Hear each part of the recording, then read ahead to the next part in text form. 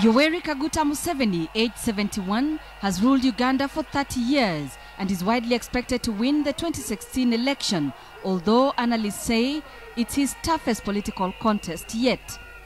His two main challengers, Kizza Besigye, a popular opposition figure, and Amama Mbabazi, his former prime minister, have both been drawing huge crowds during the campaign.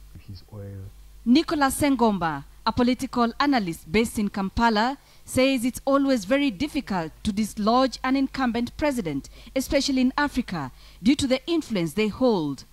He adds that there are those who love the incumbent due to the wealth they have accumulated, while there are those who hate them, as they always feel oppressed.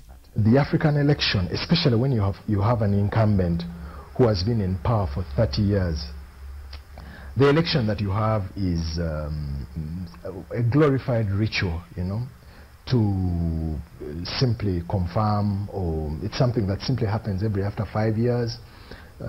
Because one, when you have somebody who has been in power 30 years like Museveni, almost everybody in the country,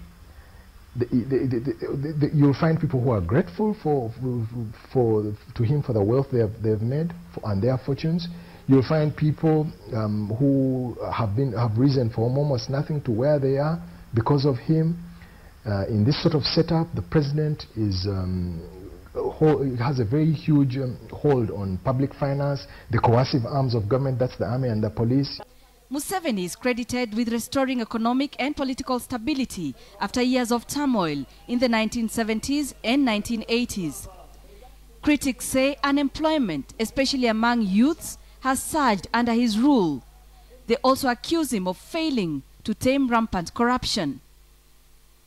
The leading challenger to Museveni, Kizza Besigye, says he had no confidence that Thursday's election would be free and fair. In all the elections we've had, you've had that 20–30% of the people who have not voted for the president, So the election will always take place, and you hear the opposition leaders saying it very, very clearly that we are going to win this election in spite of the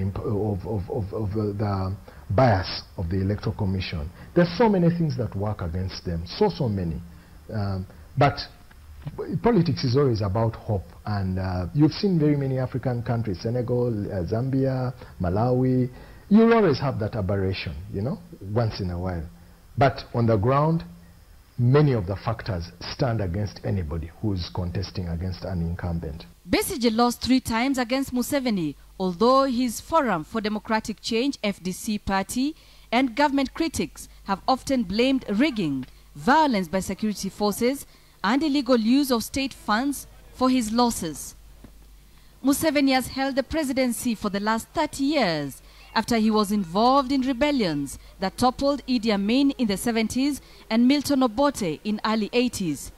Whoever comes after Museveni, if Museveni wins this election, will be somebody, if it's not himself, it will be somebody who thinks like him, who has his blessing, and who will try his or her level best to perpetuate whatever he has put in place. So you still have Museveni around, whether in the shadow or right at the forefront.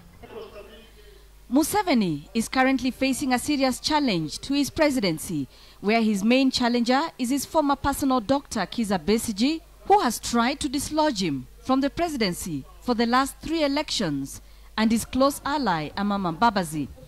The election is expected to be one of the toughest yet for Museveni, a key ally of the West who came to power after waging a 5-year guerrilla war in the 1980s. Throughout the campaign period, President Yoweri Museveni has not lost an opportunity to talk about his 30-year rule and the track record that comes with it. Analysts, however, say that Museveni, who is East Africa's longest-serving president, will remain in the picture for much longer. Lilian Odera, KTN News in Nairobi.